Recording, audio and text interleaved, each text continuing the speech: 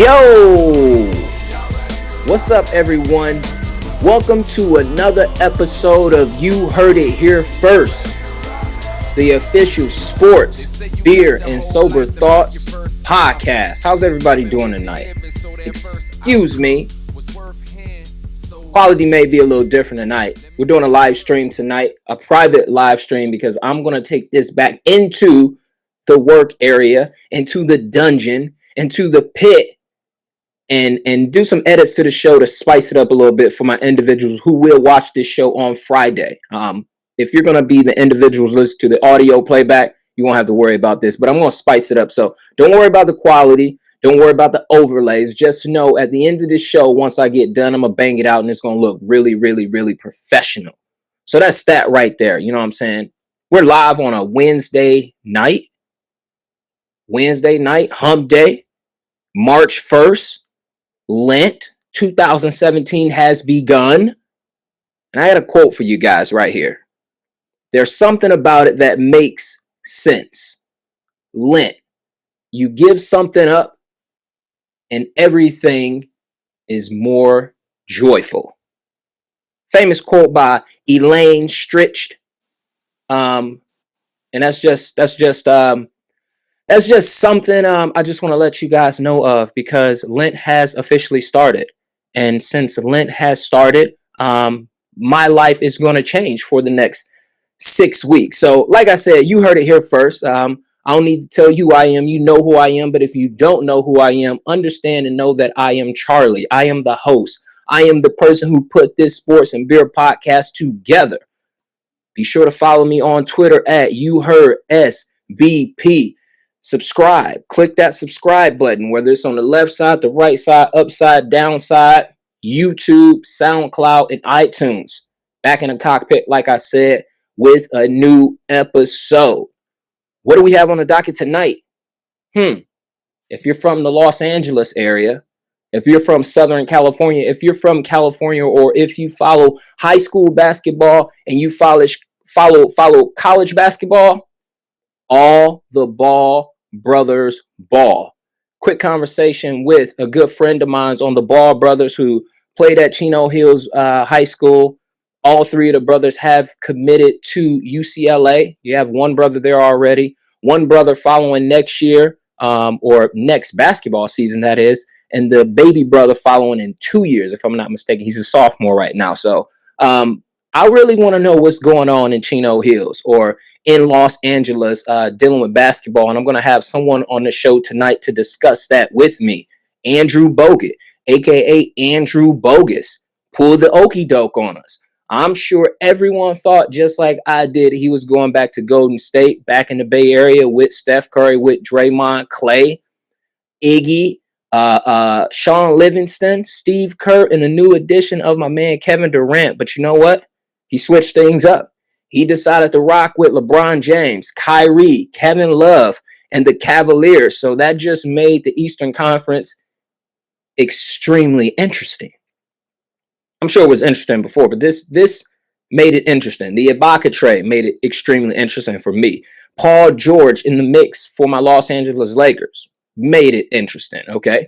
We're going to go to an MVP update and just base it off a blog that I wrote, I want to say a month ago, and a conversation that I had with a good friend of mine a month ago regarding this. You know what I'm saying? The question that I posed to him in what I blogged about was if the MVP selection had to be made on today, and you could only choose between James Harden and Russell Westbrook, who would you choose? So now, nearly a month and a half later, we're going to go ahead and talk about that conversation, because there's about, I want to say, no more than 22, 23 games left in the NBA regular season. So players, if you're in the hunt, in the race for MVP, this is when guys start to turn it up.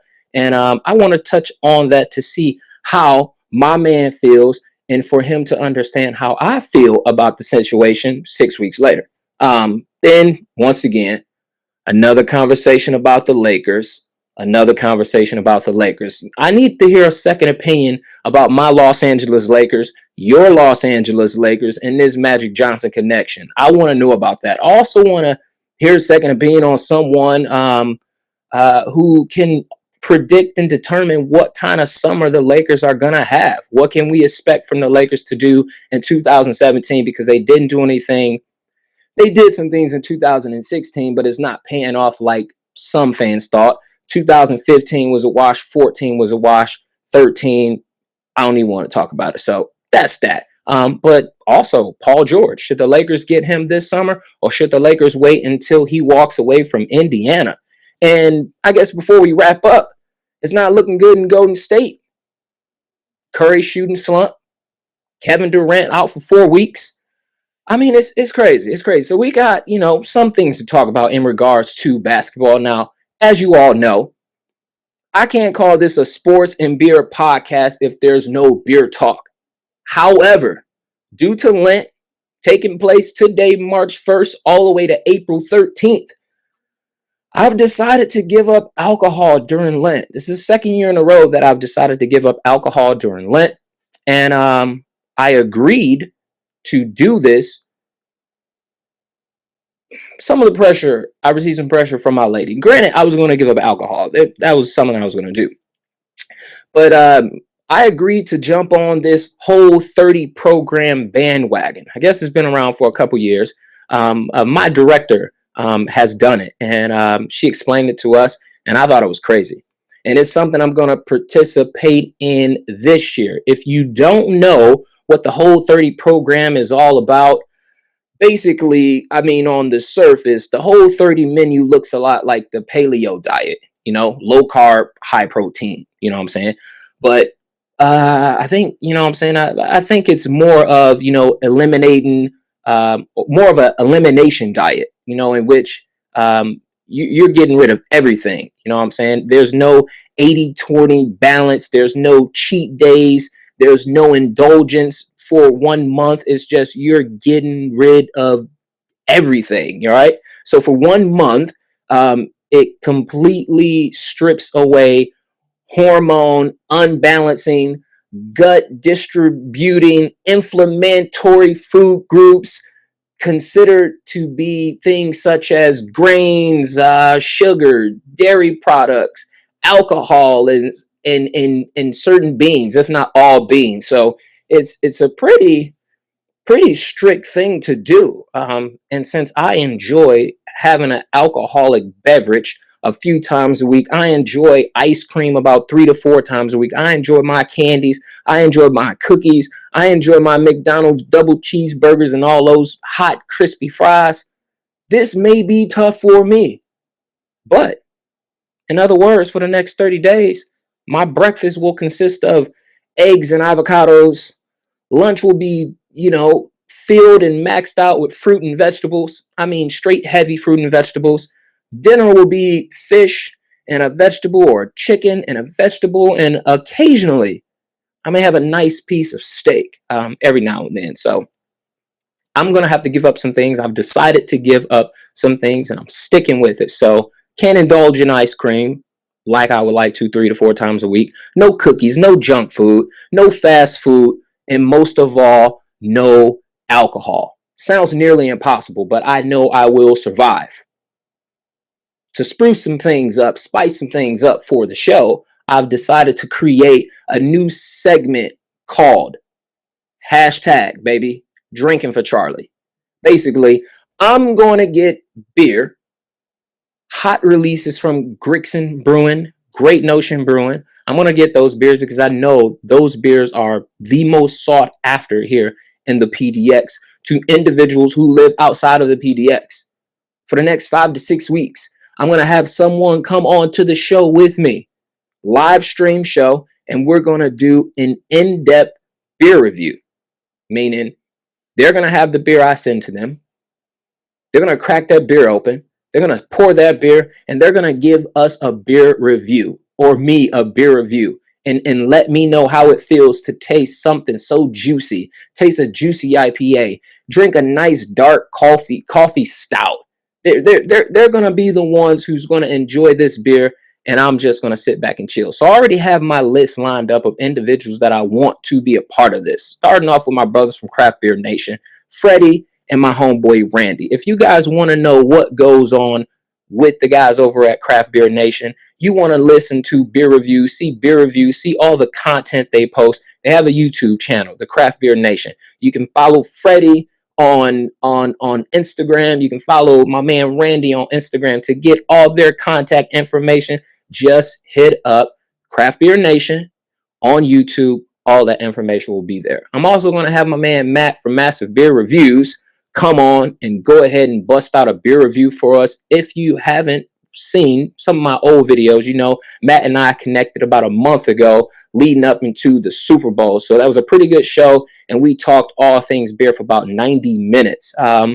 Also, local guy, local friend of mine that I drink with here, Dwig Dog, Instagram, Dwig Dog. He's a chef and a craft beer enthusiast. Check him out. I'm going to have him a part of it. And I really want to finally connect with Brew Babes, 1026 on Instagram. Go ahead and find them. Follow them. Ashley and Kelsey have been on my radar to collab for, not for a long time, but since maybe the end of 2016. They have an awesome beer blog. They post stellar content on Instagram. Be sure to check them out. That's going to be brew_babes 1026. Check them out. Check Matt at Massive Beers out. Check my man Dwig Dog, a.k.a. Sean, out. And most of all, be sure to check out the brothers at Craft Beer Nation. We got crazy releases dropping from both Great Notion and Grixon.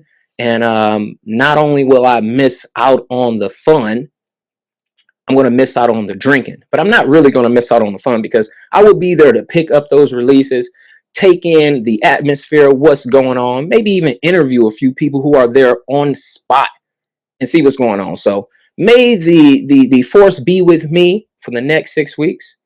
And like I said, on a side note, we have an awesome guest lined up for tonight. My good friend, my good colleague, Ray. He and I will be on, or he will be on, and he and I will be talking all things sports. So with that being said, I'm going to pause for about 15 seconds. I'm going to give Ray some time to jump into the hangout.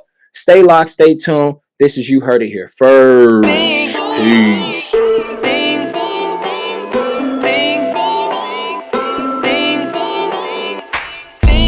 On my mind when I wake up, on my time try to take up. If I could save up money like where ya, be a rich man, but sorrow plague much. I done made up the fiction that I'm a center of a system causing the day rust. Center stage in the monologue player, me in the audience all in my makeup. What if you when it's all for the show? Assuming that I'm doing what you already know. I think I'm in the middle of a Woo! Okay, everybody, thanks for tuning in. This is You Heard It Here First. You rocking with me, Charlie. Have a special guest tonight. Second time on the show. Hoping for many more. Ray, where are you? How are you doing? We're going to give him time. Looks like he's linking up right now. Yep, he's linking up. There he is. What's up, Ray, man? How you doing? Doing good, man. Doing good.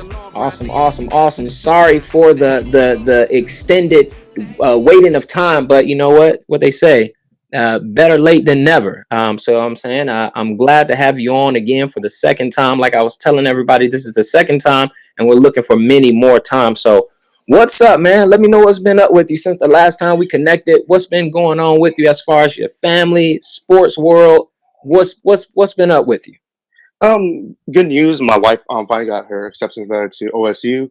Awesome. So that's a good thing. So probably most likely seeing the family up here in July. Other than that, family's good. Everything's good. Just been watching basketball. Just caught that Cleveland Boston game right now, and then just been following the Lakers and all basketball related stuff. Not bad. When I was starting to wrap up and get my things together before I set up the equipment, my lady was in there watching the last, I want to say like 40 some seconds. I'm assuming Kyrie Irving did something spectacular because she said, "Oh my God, that was a good move." And then next thing you know, whatever the score that it seems like Cleveland was down by 2 points and they scored and tied it up. I don't know if Boston or somebody hit a 3-pointer because I wasn't watching. It was just going on in the background, but it must have been an exciting game because she's not a huge basketball fan, but she was excited about it. So if you watched the game, explain to me what really went down the last 2 minutes of the game. Last 2 minutes, it was going back to back. It was more of a playoff game, I would say, playoff atmosphere, especially with the new additions Cleveland had with Derek Williams now. I don't think Bogut was ready yet to play. I think he might be like a game or two out. But it was pretty intense game. Isaiah Thomas didn't have the normal fourth quarter. He's had a slump the last few games, but he found spots for his other teammates. But that I believe the one that your girl was talking about, Kyrie hit this crazy reverse layup, hit it with the English, and it went in. And I believe that tied the game with about 40 seconds left. But then down the line, I believe Isaiah popped a three, or someone got fouled, and then it went on. I think Boston ended up winning by 4, I believe. Not bad, not bad. Well, hey, look, Boston is making moves. I mean, they're at least trying to close that gap between them and Cleveland, but I think Cleveland will end up with the number 1 seed. Boston will be 2. And I'm really trying to see what's going to go on between the mix between, I guess that's Washington and Toronto. And who's that fifth team? It's like a bottleneck race there between 3, 4, and 5. I'm not too sure. I have to look that up. Yeah, I don't follow the East as close, but I know Toronto is really close with Washington, and then there's another team in the mix there that 3, 4, and 5 is extremely tight. There, once you get away from the gap between Cleveland and the Celtics, then there's a gap between the Celtics and whoever's 3, and then there's like a really tight race between 3, 4, and 5. There. I guess you can say almost a game apart of each other, if I'm not mistaken. Actually, right now it's Cleveland, Boston, Washington, Toronto, Atlanta, Indiana, and Detroit is at 8. Yeah, so I mean, it's extremely. I mean, you expect that in the East because there's talent there, but it's not significant talent across all the top 8 teams in the East. But I mean, it's extremely close, and that makes for some interesting games down the stretch. So the East is going to be something to watch, or teams in the East that could make a push, for a second round or games in the second round. Is going to be interesting to watch the East. We already can pretty much predict what's going to happen in the West. So I'm seriously going to focus on the Eastern Conference playoffs this season and not pay much attention to the West until maybe, late in the second round. And obviously, you have to watch the Western Conference Finals. Sure. Yeah. Okay. Well, moving on, first topic of the night, all the Ball brothers ball. As a local individual, a local native from Los Angeles, now living in the PDX, can you please explain to me and the listeners who will listen, what's the big deal about the Ball brothers? Well, the Ball brothers, they're a family from Chino Hills. Actually, my wife's son played for a school that played against Chino Hills, so they would always talk about, there's these three brothers coming up, putting Chino Hills on the map. I didn't hear about Chino Hills actually, about a year and a half ago, before Lonzo had took off for UCLA, and you would just look up on YouTube, look for Baller Visions, and you'll see high school highlights of these kids. And the biggest person that's posting them up on blasting them up is, of course, as you heard, is their dad. Their dad's like the main head. Their dad is like, the unpaid spokesman. He is out there, creating a movement for his 3 sons, which is kind of sweet for him to be out there fully supporting them, in everything they do on the court. And I'm sure he's doing the same in their lives. Yeah, true.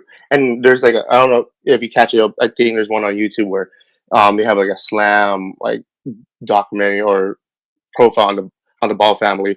And basically, he's trying to make a brand for his family, making business out of it, but also trying to support his kids at the same time. But yeah, these you've seen Lonzo play at UCLA. Duke could play. Down the line, they have the middle brother. I believe it's Langelo. He's more of a shooter, post up. To me, I'm seeing the games that they play in high school. It's not like he's athletic. He just could just score. And then LaMelo, the youngest one, is like similar to Lonzo, but I think he has more upside, because especially he's only a sophomore right now in high school, so he has ways to go. Yeah. I see it here. I have what Lonzo Ball. Everyone, he's a freshman at UCLA. Some think he's going to be a top 3 pick in the 2017 NBA draft. You have Leangelo, a 6'6" senior at Chino Hills, who committed to UCLA in 2015. And then you have LaMelo, a 6'2" sophomore, also at Chino Hills, who committed to UCLA in 2015. So, in your opinion, just watching him and knowing much about Los Angeles basketball, how good are these brothers, and are these brothers good enough to be great prospects for the NBA? For Alonzo, seeing him involved in playing at UCLA, his game's actually transpired a little bit. Just I think it's a bigger spotlight, and the game's a bit more faster. I think he of course I think he's gonna be like a top NBA pick. I think he's one and done. Well, his dad said that all his kids are gonna be one and done, so that's on him. For like I said, the top two kids I believe is gonna be Lonzo and Lamelo. Orlando, I don't know. I haven't seen his all around game because all I see is just him shooting threes or in the games he'll kind of what I don't like is with Chino Hills they'll cherry pick and he'll just post up and like don't get me wrong they'll do a fast outlet so the team has to like but it seems like cherry picking and he'll score so we'll see how that transitions when he gets to UCLA. Not bad, not bad. Now you mentioned their father, who's like the biggest advocate for his boys. He's very outspoken. Dad name is LeVar Ball. Very outspoken individual about his boys. Like I said, I think every parent should be that way. But do you think he's adding an extra load of unwanted pressure for his boys? Because I've seen this come up in a few articles I've read, and it was discussed on a few sports media outlets that, Mr. Ball, aka LeVar Ball, is adding all this extra and unwanted pressure on his boys. Do you think that's true? Or do you just look at it as a father's doing any and everything he can to support his sons? Because if I'm not mistaken, I read that dad played basketball at UCLA. Actually I think him and actually his wife Tina they both played at Cal State LA. Oh, So that's okay, how, Cal yeah, State. Okay, yeah, okay. that's how they met up. It's a little bit of both because again, both of us were both parents. So say if you had Kingston or my son Darren like playing ball, we're gonna hype up their, you know, them as much as possible. But again, also it could be like a double-edged sword. If you're gonna hype your kid up, you better hope Lonzo's gonna be ready for like John Wall or anybody coming up in the league. They're gonna go after him. And actually, there was a comment that John Wall made saying that, "Hey, he comes in the league, I'm gonna bust his ass when he gets in there." But yeah, it is what it is. But again, like I don't think it faces the kids because I think they expect that from their dad, and I think they support what he says, and if anything else, they're gonna back up their game, on the court. So again, I don't think it's a little bit added pressure maybe when they get into the league, and but the same thing with the Serena sisters, with their dad. He was blasting Good, them up. good, good comparison right there. That's an Yeah, excellent comparison. yeah. So he was telling everybody, "Oh, my dog's they're gonna be the best," and the youngest one is the better one. Stuff like that. So it's just, I think, it's just confidence knowing that you could see something better for your kid. But again, just beware. There's gonna be a big target once he gets into the league. I'm telling you, gotta what that extra added pressure in anything. It comes with the territory. So Yeah. I think the dad isn't hurting them in any kind of way, because I was listening to Colin Cowherd, and Christina Leahy believes that LeVar Ball is hurting Lonzo Ball's draft stock, to where NBA teams would possibly pass on Lonzo Ball because of the uncertainty that, what I'm saying, his pops could bring to a team. How do you think about that? Or what do you think about that? Or how do you feel about that? Honestly, if those execs or whoever in the NBA do that, better for us. I'd rather have the Lakers pick Alonzo Ball and us trade D'Angelo for for somebody else. Because honestly, having seen this guy play, I think he's a perfect fit as a point guard at 6'6". He's unselfish. You would think he would be averaging 20 plus points. I think he's averaging only like 16, 17, but he makes a difference. Just creating plays for his other teammates, whether it be a direct assist, it could be a hockey assist, And then also he plays defense, so and he's athletic, so it makes a big difference when he's on the court. Cool. Well, it looks like you answered my question because I was going to ask you, where would you like to see Lonzo Ball drafted? Hey, if we get that top 3 pick, or we have to trade up, actually, honestly, that I think we have that pick from Houston, or but if we could get him with our top in a top 3 pick, I'll go ahead and do that, and then I would say bye bye D'Angelo. Bye bye So, D'Angelo Russell. yeah, Look at that. You say you're old news now. yeah, pretty Awesome. much. Yeah. Cool. Well, that was that portion of the show, ladies and gentlemen. We're going to move on to something else here. Andrew Bogut, a.k.a. Andrew Bogus, pulled the okie dokie. Now, if you haven't heard, I mentioned it earlier, but if you haven't been following sports radio or sports news, Andrew Bogut decided to roll with the Cleveland Cavaliers over heading back or having a possibility to head back to Golden State. So my question to you, Ray, are the Cavaliers trying too hard?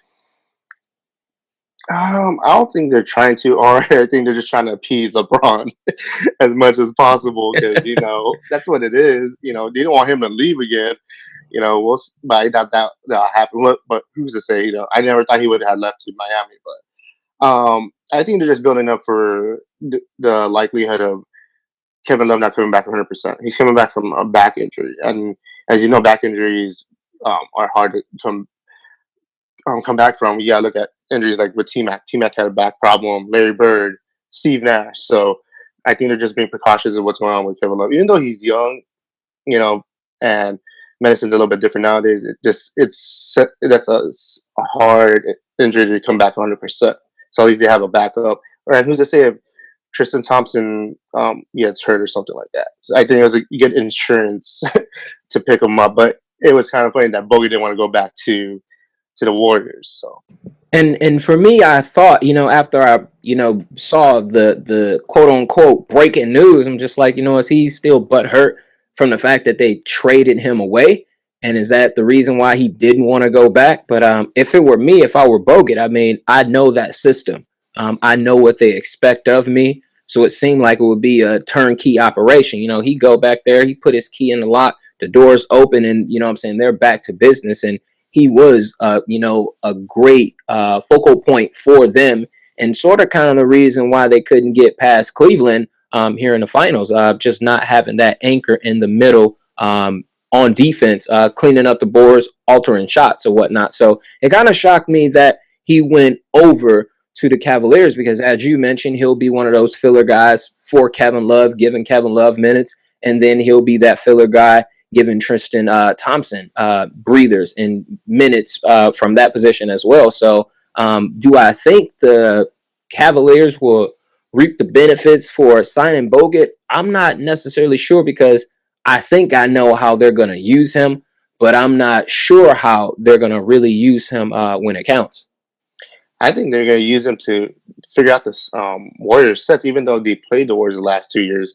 He has more insight. You think they're going to pull a Bill Belichick, and as soon as a player gets suspended or cut from a team they're facing in 2 weeks, Bill Belichick sign him for 2 weeks, no guarantee money, basically pennies, and after they face that team and win, they cut the guy? Most likely, because he's only signed to the rest of the playoffs. So I think he's a free agent after that. So we'll see. And I also think he probably didn't go back because I don't think they'll actually have a spot for him. He probably wanted a same role that he had with the Warriors. I know it was a big deal I honestly thought with Draymond's suspension and him going down, I think in game 5 or 6, when Bogut got hurt, it made a big difference. So, but yeah, I don't think he would have had a significant role because you also have Jamal McGee putting up time right now, and I don't know where he would have had time for Bogut on the rotation. So. Cool. Well, ladies and gentlemen, that's how we feel about Andrew Bogut. Like I said, super surprised that he decided to head to the East. That really surprised me. But you do bring in a good point. He's going to be a free agent, and the Warriors aren't going to have any kind of money to give him a long-term deal. So that means he'll be at one of those veteran minimum deals if he's stuck around with the Warriors. So he's probably trying to go somewhere and get at least one last payday before he hang it up here in the NBA. So that's that. And we're moving on to some that I've been itching to want to speak with you, because we had this conversation nearly a month ago where we spoke on MVP. So right now we're just going to update you guys on a conversation that we had a few weeks ago. And last time we talked, we had, just like I said, this discussion about the MVP race. And I just want to know, have your thoughts changed? Are you still rolling with Westbrook, or did you gravitate towards James Harden? I'm still rolling with Westbrook. Coming off the All-Star break, even at the All-Star game, I think he was the only person, and him and Giannis were playing hard during the All-Star game, and that's what I look for. And I believe, I don't know if it was your last podcast that you had. I honestly didn't think All-Star game was the greatest thing. Even All-Star weekend, I thought it was.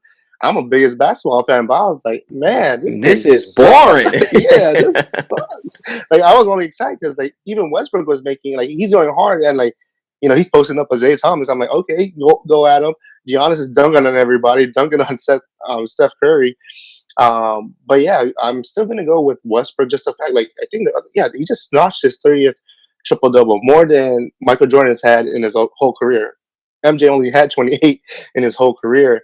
And honestly, if Westbrook continues this with his whole career and the way he is, he's just a beast. He might just be the leading person to have the most triple doubles in history. But yeah, after All-Star break, and especially now, I think he's like more motivated with that. OKC's like, okay, he needs help, and they made a move that's saying, okay, now shoot, his assists is gonna be a little bit better. They got good finish. Now they have like 3 good finishers in regards to Taj Gibson. Cantor's back from his Bogus broken arm injury, and then you have another shooter to add with McDermott. I think McDermott has a bigger role because he'll be able to space out the floor a little bit more and help out. So and I think Oladipo. I don't know if Oladipo's back yet. I think he was injured, like sidelined for a bit, but once they have it together, they'll be good. But not to say Harden got help too. They got Lou Williams off the trade, and yes, they did. And I don't know if did they pick up anybody else? They picked they up. Got rid of Corey Brewer. And Marcelo Huertas, but they waived him. But yeah, that helps with the bench. I think actually the Rockets right now are playing the Clippers. They're actually up 15 right now against the Clippers. So again, those are still the top 2. Harden's like right behind, and I honestly wouldn't mind if they actually did a co-MVP. I wouldn't hate on that because both of them been killing it this year. But I still have to give edge on to Russell if he ends up averaging the triple double like we talked about last time. Cool. Well, ladies and gentlemen, you know me. I'm a big James Harden fan, and it's not because we have the same last name. Not like that matters, because he spelled his last name different from my last name, so it just sounds the same, but it's not necessarily the same. But like I said, I'm gonna have to. I didn't roll with Ray about a month ago, but I'm gonna have to roll with Ray this time around. I'm gonna say Westbrook as well. I mean, he's done a lot with the little. I think the additions, like you mentioned, Taj Gibson and Doug McDermott, is huge. It's a huge thing for OKC, and it's a huge thing for Westbrook. I don't think that's enough to get them out of the first round, just based on where they'll be seated at, depending on how they finish the season. So, I mean, I guess for them to even have a chance, I mean, they will have to, at least, how can I put it, win about 10 more games, and, finish somewhere slightly above 500 and maybe squeeze into that 6th spot. I think they're in 7th place right now, but I don't think they'll have enough to get to that 5th spot in the West. So it can be really dicey when you find yourself playing the likes of the San Antonio Spurs or the Houston Rockets in the first round. Like I said, I would love to see that first round series, but I don't think it will go in the favor of the Oklahoma City Thunder. So you can't look at triple doubles alone, but like I said, and like you said, if he completes the season with triple doubles, averaging a triple double, then you have to give him the nod over James Harden. I'm talking about a guy who's averaging 31 points, 10 boards, and 10 assists. That's not easy to do. So I think the smart bet is on Russell Westbrook. And a good friend and I were having a conversation because I started to feel this way just about a week ago. But he was like, they don't give the MVP to a guy on a losing team. And I mean, it's kind of true. Most MVPs always come from a team with huge win totals. So that's something we spoke about. And OKC win total isn't great, and it doesn't give Westbrook a chance if you look at that alone. His team is underperforming. However, you could probably turn that into a positive thing. Westbrook is doing a lot without much help. Westbrook, when he's on the court for OKC, the plus minus is about 3.0. When he's off the court, their plus minus is like negative 10.5. So the individuals they added to the team, the supporting cast they put around him, will make the last stretch of the season very exciting. And I think it should give the voters something to look at in regards to giving him the opportunity to be the individual to win the MVP. But I mean, it's still going to be tough. But I mean, if you look at it, and I don't know how you feel, I think there's only one person in the NBA that could perform at a high level like Westbrook is doing, and that guy name is LeBron James. So that's the reason I had to change my vote from James Harden to Westbrook. I think Westbrook has done a lot with a little, and he's continuing to play at a high level since the NBA tip-off. There hasn't been a time throughout the season that he has dipped off. There has been times where James Harden has slowly dipped off, then he'll have a monstrous game, a 40-point game, a 40-point game, and a 30-point game. But for the most part, Westbrook has been the most consistent player between the two. Yeah, I agree. I most definitely agree. And I think with additions, hopefully, I would see that. I'd love to see that matchup, the 3-6 with OKC and Houston. In a sense, it'll be like a battle to reigning MVP, because usually you won't hear them award MVP until after the first round of the playoffs. So if it becomes a matchup, they should give it to whoever gets to the second round initially. But looking at the standings right now, it's actually a close from 4th through 7. It's a 1.5 game lead from Clippers to OKC. Oh, wow. Actually, yeah, they're only half game behind Memphis, and then from there, Memphis, Utah, Clippers are only a game and a half ahead from the 7th seed. So right now, if anything, so it's like anybody's game then almost, or yeah, anybody's spot. Yeah, pretty much. I don't think anybody's going to touch the top 3. If anything, rotate. Well, yeah, Houston's too far off from the Spurs. They're 5 games behind. So that's pretty much. I think the top 3 are set. I think 4 through 7 will probably rotate depending on what's going to happen. Because I honestly I can't bank on Utah and Memphis keeping their positions. They might drop off and end up being like the 6th and 7th seed. So we'll see what happens. Yeah, I would like to see Houston and OKC go at it in the first round, but we'll see what happens. Honestly, wherever OKC's at, hopefully they can see on the Warriors in the second round. So we'll see hopefully a KD and Westbrook matchup. Come on, man. I don't want to see or hear no more drama surrounding those two players. Just let them play basketball, because if that were to happen, it would be a soap opera for the course of 2 weeks. We wouldn't hear the last of that. True.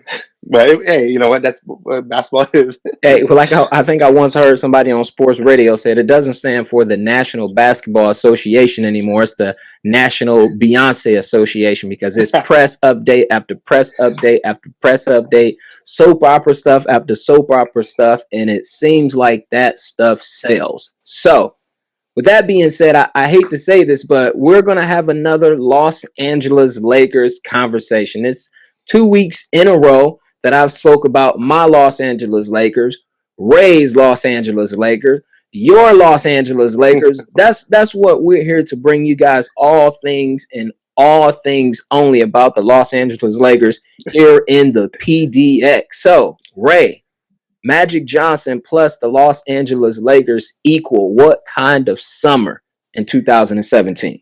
I think it's going to be a productive summer. I think, like I said, if we get that, I thought, well, I don't know if you saw that game, but that Oregon UCLA game that was at Poly, couple weeks ago. Magic was at that game when he was barely, I Are you guess, are you talking about the comeback win for UCLA? yeah, the comeback Yes, win yes. over at Okay. Poly, yeah, Yeah, I where watched that one. I did yeah, watch so Magic was there, so he was scouting and seeing up close what Lonzo's doing. So I know he has an eye on on certain people for the top pick, because I know they're not trying to tank or anything. It's just the team that we have. We can't win right now, even with the youngsters. Yeah, you can see improvement, but sometimes they're not playing hard, or it's just, and with the Western Conference is just that difficult. You have to really have the right players and the right right team to get through the West. So with Magic aboard, and I don't think they have anointed a GM yet, because I heard it was supposed to be Kobe's agent, Rob Pelinka, but they haven't that's said it. okay, because that's the same thing I heard. I actually reported that a little bit last show that he Hmm. was going to be the guy. Yeah, they haven't said anything. There hasn't been like a press release or anything. It's just, I guess they're probably trying to get details about it. But yeah, knowing him, he's an agent, so he knows which players to go after, or has an idea, and also he's familiar with probably with the new CBA, so that helps out with Magic's role. So he doesn't have to worry about too much of that. So he has to just worry about who's going to fit in Luke's system, and what moves. Again, he could talk. Magic's Magic.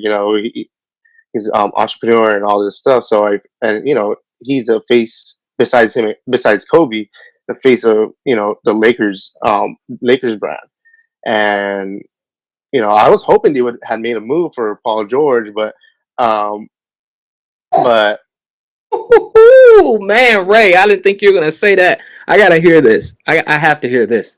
no, honestly, I would like to make a move, but if it wasn't going to give up so much.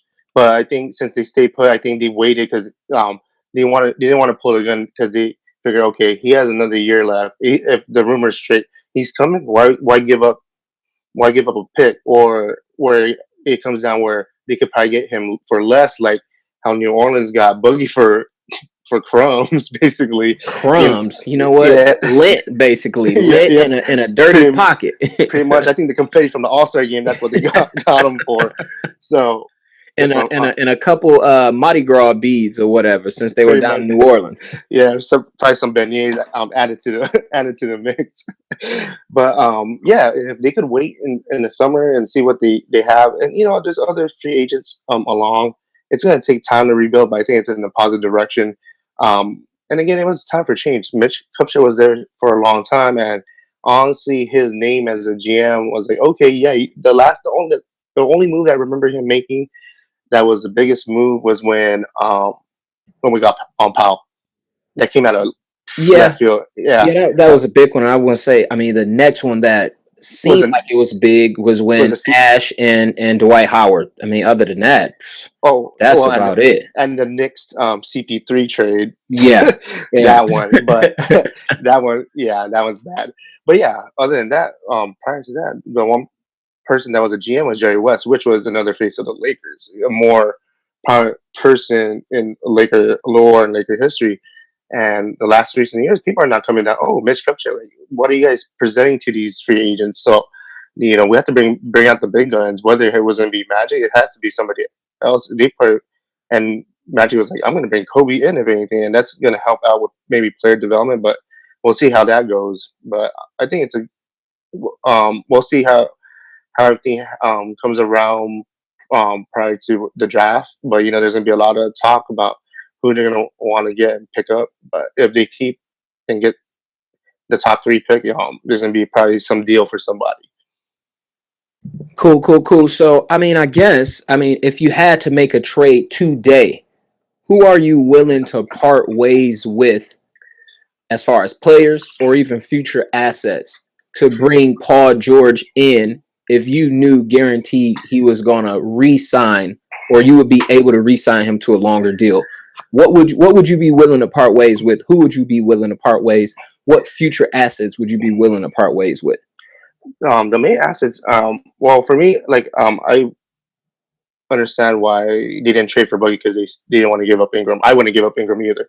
I think he has a lot of potential because he could play 1 through 4, and if he gets a little bit tougher, he might be able to stretch to the 5 just to help out. But with the way the offenses work now and how the NBA is running, he could play 1 through 4. And Luke Walton has stretched him out where he's actually played point guard.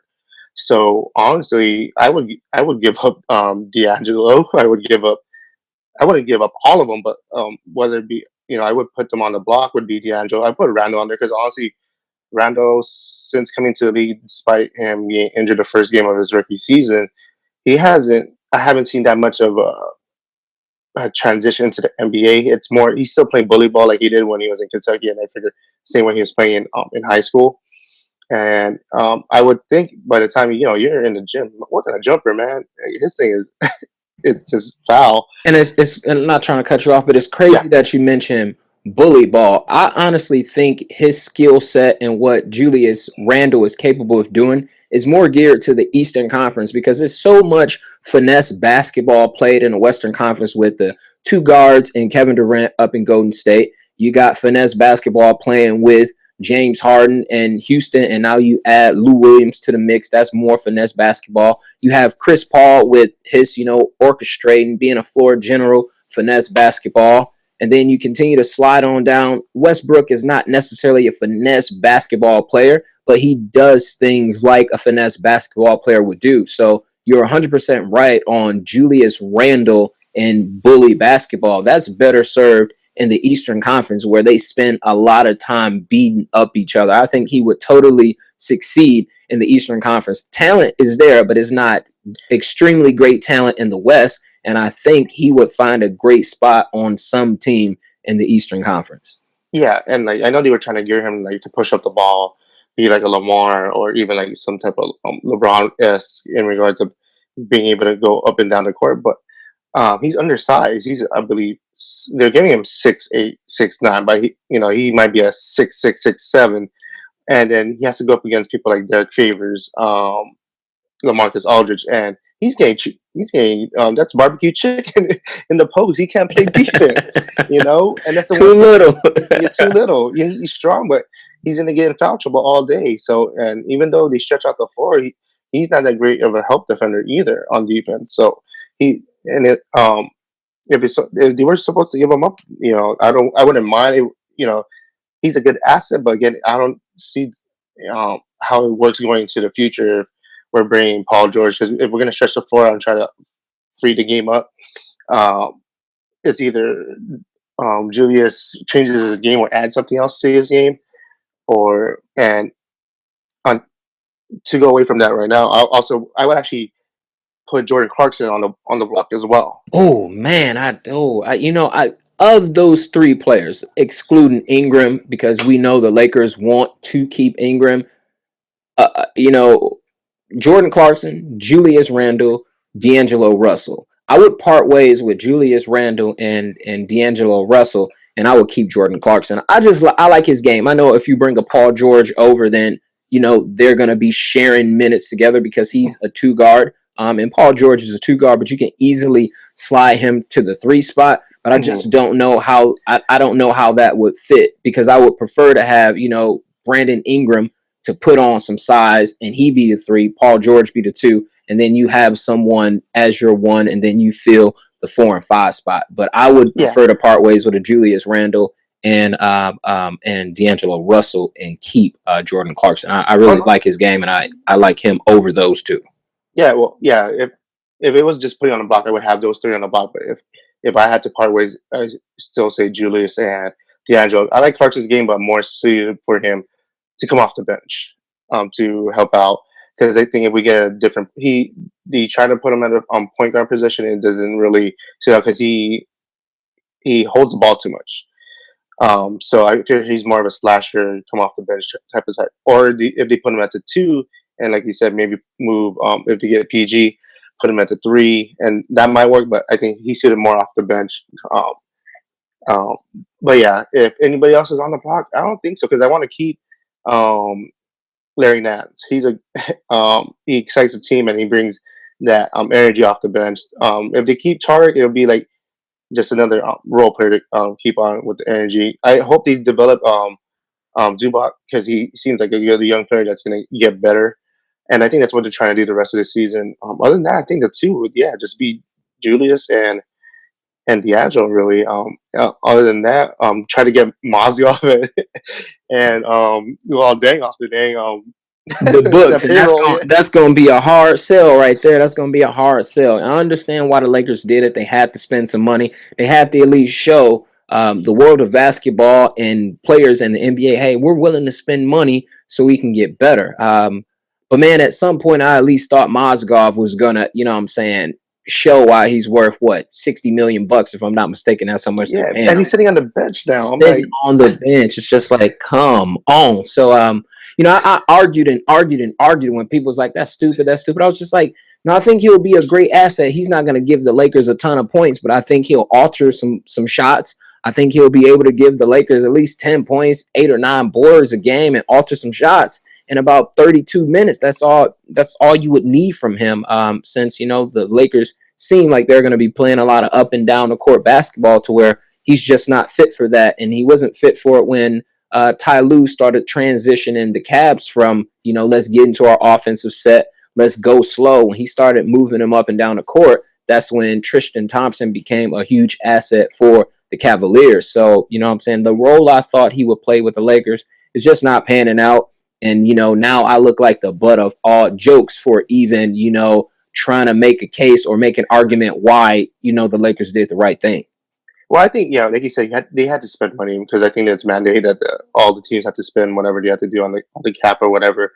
But yeah, I thought the same thing too. I thought he was going to be a good asset. Well, you know what? The first couple months, the Lakers were okay until we got hit with injuries. So with the rotation being out of whack, you know, the Luke had to change the offense to fill whoever was available. So since we had Lou Williams on the court more often, you have to try to be more free flowing and like clear up the lane in a sense where you don't have a big man in there clogging up the lane. So that's what he had the shorter they were stretching out the floor with like Thomas Robinson or Tariq on further out, so players like Nick Young or Lou could get into the key. But yeah, it's unfortunate that man he's getting paid to just sit on the bench. I wish I could do that. You Man, you know, and me both. I would share the check with you, and we seriously, could share the same seat. I think Meta's still doing the same thing, and so is Luol Day. They're just sitting on the bench, not doing anything, you know. Yeah, But that's veteran how, veteran leadership. You know what I'm saying? That's a yeah, nice paycheck for veteran leadership. yeah. I think Corey Brewer's getting more minutes now than those three. So we'll, Wow. Wow. Well, you know, you and I both agree that, you know, if we both know that there's a possibility, and there seems to be a possibility for Paul George to be a part of the Los Angeles Lakers the end of next season, just wait it out. Unless the pieces that you're giving away are pieces that won't necessarily hurt the team, won't necessarily kill the fan base, I think it'll be a good thing. But I'm kind of happy the Lakers did what they did, staying pat. They did make that move with, you know, sending Lou Williams to Houston, bringing Corey Brewer over, who's worth, you know, chump change pennies.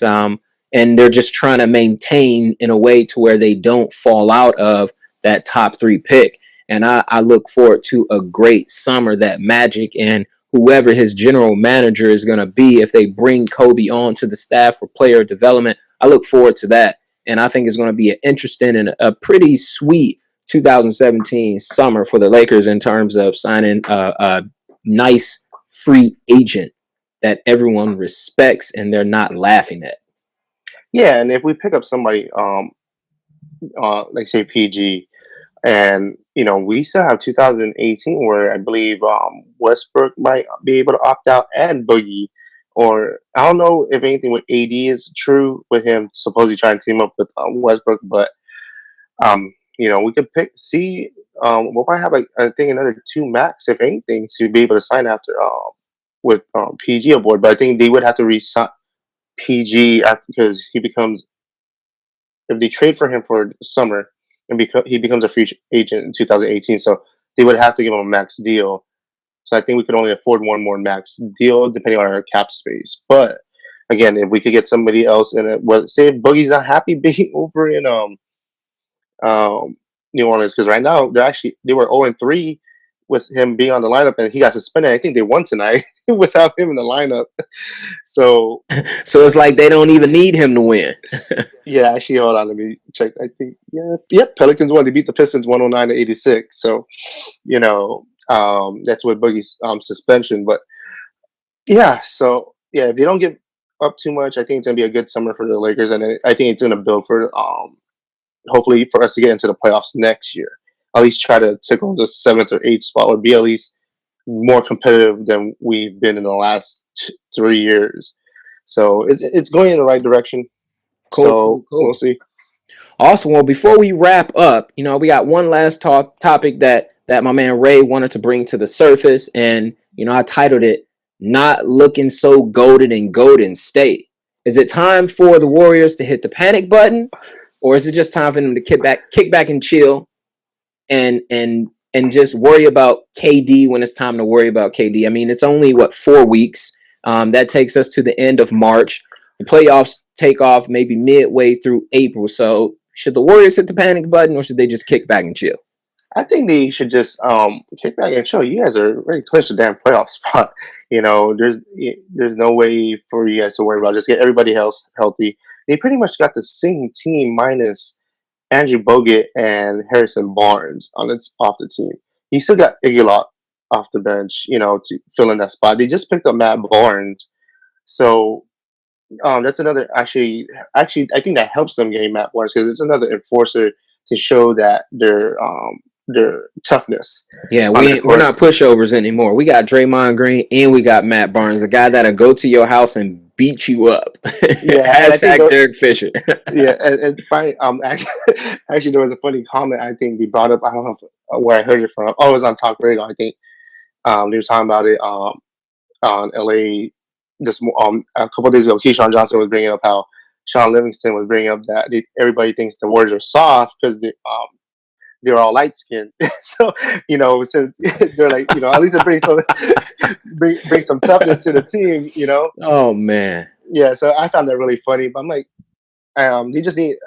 They'll be okay. I was more concerned as a basketball fan that to lose a player of KD's caliber for the rest of the season, because I've seen those injuries before. Because when I saw that play, it reminded me when Kobe ran into Andrew Bynum, and I was like, oh crap, Yeah, I remember that. I remember that. But the thing is, Andrew Bynum fell down and was screaming like a baby. Well, at least KD was able to walk off. So I was like, you know what? Hopefully, it's something like how Westbrook got hurt and he had to do surgery during the playoffs when Beverly had hit him on that. So, yeah, but again, I think they're being really precautious about it, because I heard other rumblings on Stephen A. this morning is that a lot of them think the injury is more severe than what Golden State is putting out there. So they're giving it time. So we'll see what happens. It's the same thing last year when Steph got hurt. He wasn't 100%, but they were get all the way through. But at least now, you still have the key pieces. I think they're still a strong enough team to get to the finals, but I don't think they should be hitting the panic. But I would worry about it if they start losing. The only other thing I would worry about is their chemistry coming back. But I think KD should be okay. I think it's just gonna be more his confidence about coming back from an injury like that. Because the one time he had a big injury was, I think, when he had his foot broken. Yeah, his biggest injury was I think I want to say that's the year they missed the playoffs in OKC, if I'm not mistaken.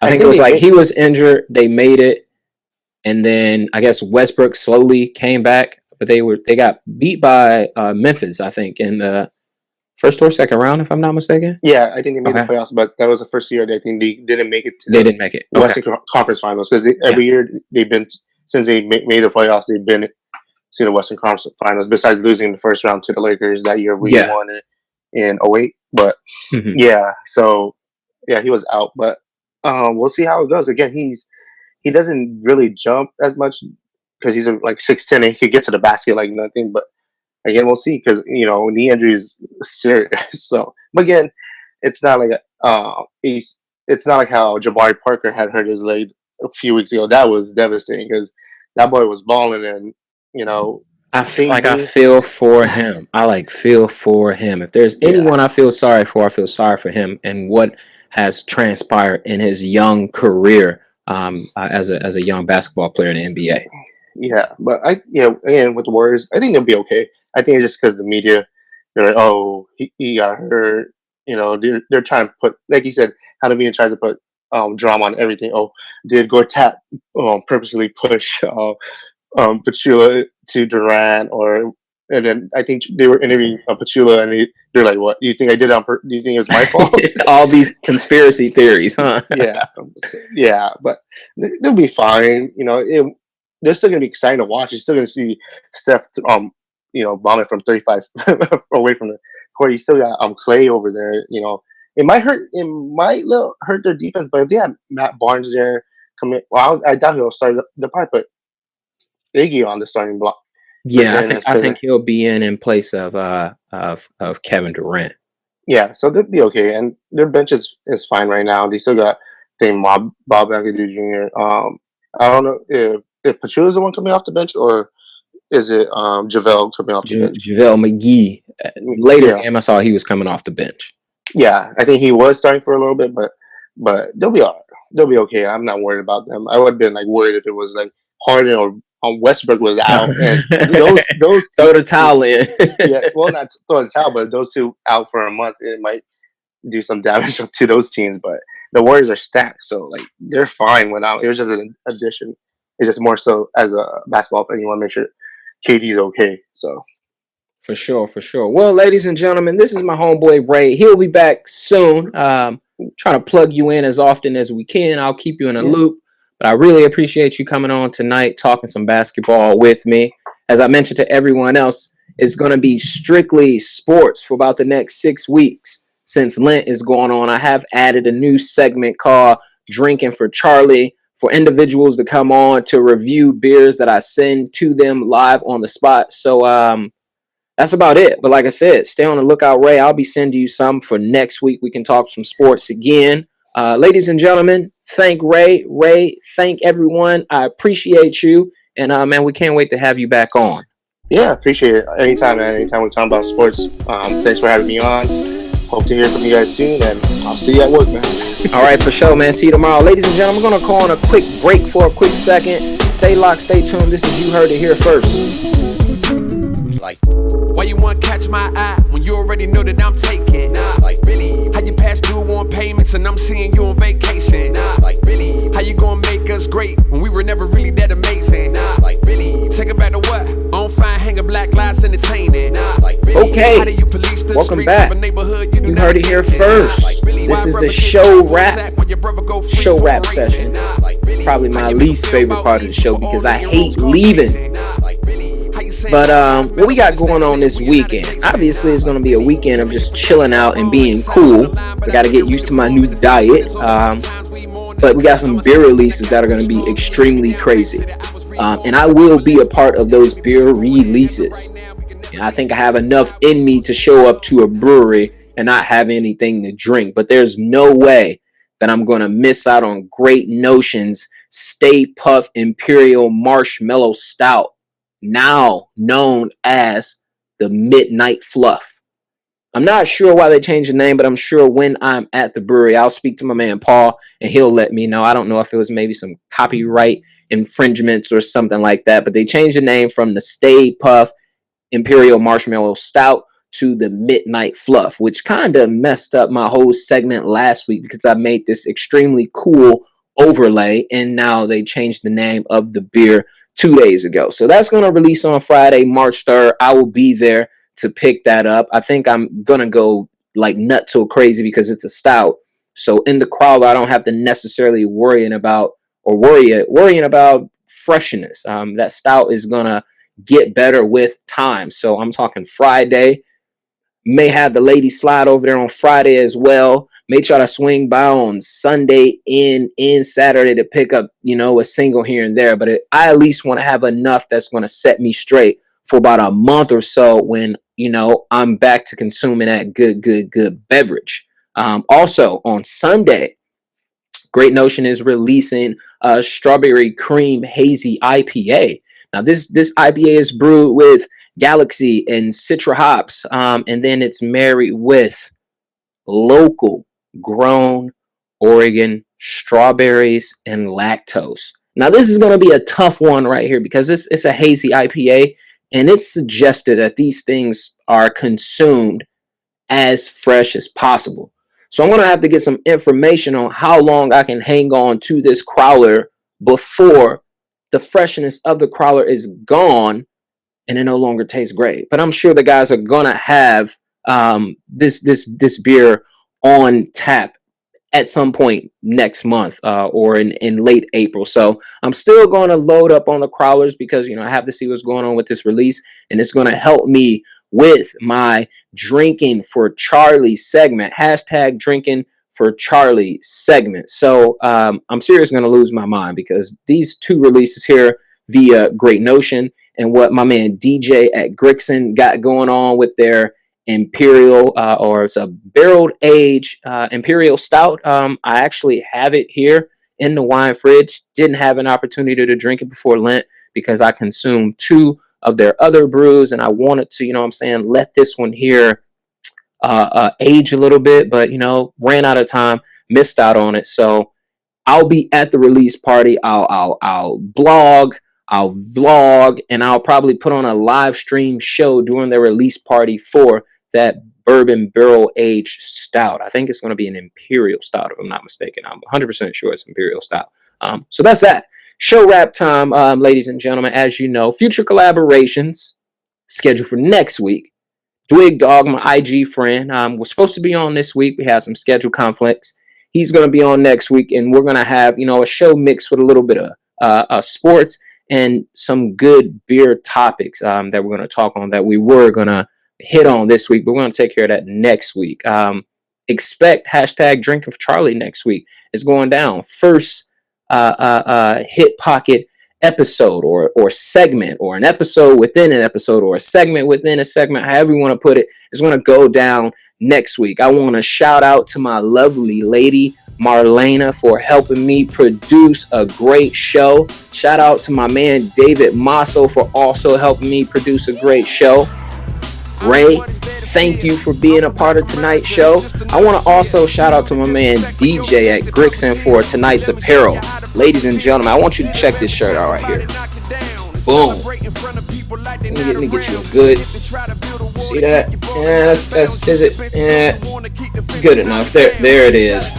Right there. That's a nice shirt right there. If you're in the PDX area, visiting or just swinging by for a good time, be sure that you stop by Grixon Brewing, Southeast Portland. I think that's 10th and Division right there on the corner. They have some great things happening mid-year, late into the year. They're going to go ahead and build a restaurant right around the way from where the actual brewery and tasting room is. They're setting up distribution here, so you'll be able to walk into the store and get their bottles. I don't know if it's going to be in 6-packs, 12-pack cans, bottles. I don't know, bombers. I don't know how that's going to be. We're going to talk about it next time I'm there, but stay on the lookout for the great things that Grixon is going to be doing in Southeast Portland.